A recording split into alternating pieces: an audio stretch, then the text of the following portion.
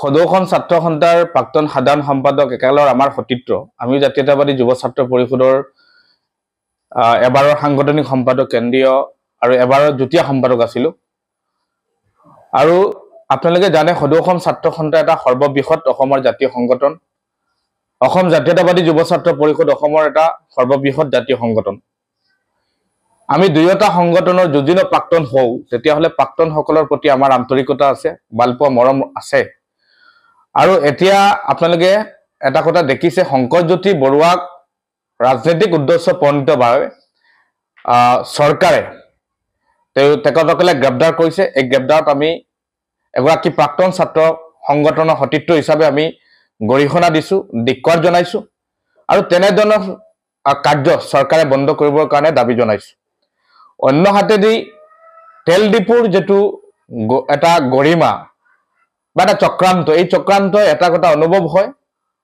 যে আসলতে ছাত্ৰ সংগঠনৰ ওপৰত তেওঁলোকৰ যেটো দৃষ্টিভংগী বা ছাত্ৰ সংগঠনৰ ওপৰত তেওঁলোকৰ যেটো মাহিয়া দৃষ্টিভংগী এই কথা অনুভৱ হৈছে যে সদৌখন ছাত্ৰ সন্থাৰ প্ৰাক্তন সাধাৰণ সম্পাদকৰ ওপৰত আক্ৰমণ এটা কথা স্পষ্ট হৈছে যে অসমত এটা গুণ্ডাৰা চলি আছে অসমত এটা একনাকত্ববাদ চলি আছে অসমত এটা বিহাৰী আৰু মাৰোৱাৰী দবদপনি চলি আছে আৰু আমি আগতেও কৈছো অসম আমি সকলো জাতি জনগোষ্ঠী অসমৰ সকলো ভাষা-ভাষী মানুহে আমি একত্ৰিতভাৱে বসবাস কৰি আছো ইয়াত আমি সমন্বয় আছো আৰু ইয়াতে বিভাজনৰ যেটো চক্ৰান্ত বা চেষ্টা এটো আমি কোনো কাৰণতে মানি লও সেই কথা আমি বাৰম্বাৰ হুকিয়াই দিছো আমি এটা কথা স্পষ্টভাৱে কৈছো সদৌখন ছাত্ৰ সন্থাৰ এগৰাকী প্ৰাক্তন সাধাৰণ সম্পাদকৰ ওপৰত এনেধৰণৰ কাৰ্য কৰা চৰকাৰে বা এনেধৰণৰ বৈৰাগত সকলৰ যেটো দবদবানি এই দবদবানি বন্ধ কৰিবৰ কাৰণে আমি চৰকাৰক আহ্বান জনাইছো আনো নালাগে আমি এটা কথা স্পষ্টভাৱে কৈছো আমি জাতীয়তাবাদী যুৱ ছাত্ৰ পৰিষদৰ এগৰাকী প্ৰাক্তন কৰ্মী হিচাপে আমি দেখিছো জাতীয়তাবাদী যুৱ ছাত্ৰ পৰিষদে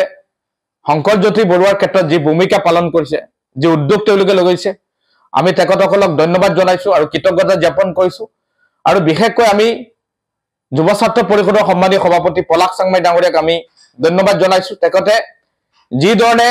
আৱাজ তুলিছে যি ধৰণে কথাটো উত্থাপন কৰিছে হাসাকৈ সমগ্ৰ অসমত জাতীয়তাবাদী যুৱ ছাত্ৰ পৰিষদৰ শংকৰজ্যোতি বৰুৱাৰ যেটো ভূমিকা অসমৰ মানুহে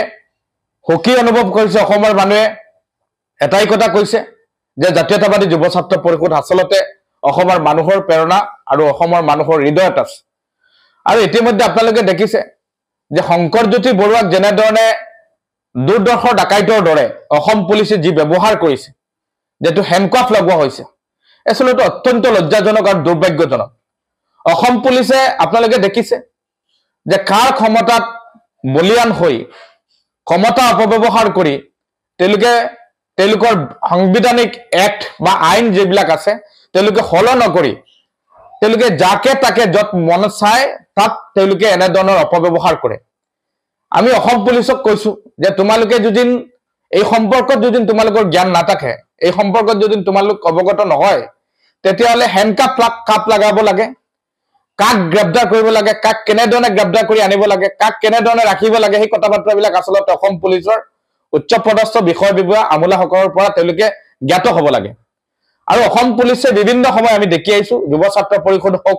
সদৌখন ছাত্ৰ সন্থাই হওক তেখেতসকলে জাতীয় সংগঠন সদস্যবিলাকৰ ওপৰত বিভিন্ন ধৰণৰ বয়বাবকি ব্লেকমেইলিং বিভিন্ন ধৰণৰ কথাবাৰ্তাবিলাক তেওঁলোকে উপস্থাপন কৰি আহিছে কিন্তু আমি জাতীয়তাবাদী যুৱ ছাত্ৰ পৰিষদতো তাকোতে আমি স্পষ্ট কথা আমি কোনো কাৰণতে কোনো ক্ষেত্ৰও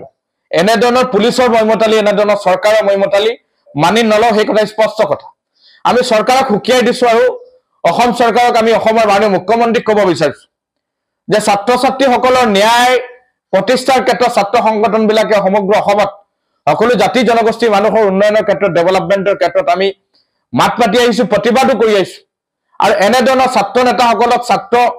প্ৰাক্তন ছাত্ৰ নেতাসকলক আপোনালোকে দমন কৰিবৰ কাৰণে বিজেপি মুখী কৰিবৰ কাৰণে যেটো চক্ৰান্ত কৰিছে ইয়াক কোনো কাৰণতে সহ্য কৰা নহব মানি লোৱা নহব তেল ডিপু গৰাকী যে তনুচাই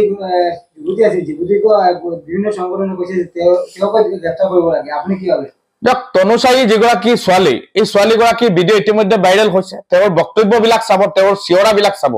আসলতে অসমত থাকি এনে ধৰণৰ দবদপনি বা অসমত থাকি এনে ধৰণৰ গুণ্ডামি অভদ্ৰ আমি কোনো কাৰণতে সহ্য কৰা নহব সেই কথা স্পষ্ট কথা আমি চৰকাৰক হুকিয়াই দিছো যে তনুচাহী যিগৰাকী ছোৱালী আছে তেখেতসকলক এই বিহাৰী মাৰোৱাৰী বিলাকক এনেধৰণৰ অনা অসমীয়া বিলাকক অতি সোনকালে গ্ৰেপ্তাৰ কৰিব লাগে আৰু তেওঁলোকে যদি অনতি বিলম্বে তেওঁলোকে যদি গ্ৰেপ্তাৰ কৰিব নোৱাৰে আই থাকিব লগা সময়ত তেওঁলোকে এনেধৰণৰ কাৰ্য যদি তেওঁলোকে লিপ্ত হয় বা এনেধৰণৰ কাৰ্যত তেওঁলোকে যোন পোৱা যায় যুৱ ছাত্ৰ পৰিষদে হোক প্ৰাক্তন সতীৰ্থ সকলেই হোক আমি সদৌখন ছাত্ৰ সন্থাৰ প্ৰাক্তন সকলে আমি ঐক্যবদ্ধভাৱে সমগ্ৰ অসমত প্ৰতিবাদী কাৰ্যসূচী ৰূপায়ণ কৰিবৰ কাৰণে অসমৰ ৰাজ্যক আহ্বান জনাম আমি এটাই কথা কৈছো তনুচাহী অতি সোনকালে গ্ৰেপ্তাৰ কৰিব লাগে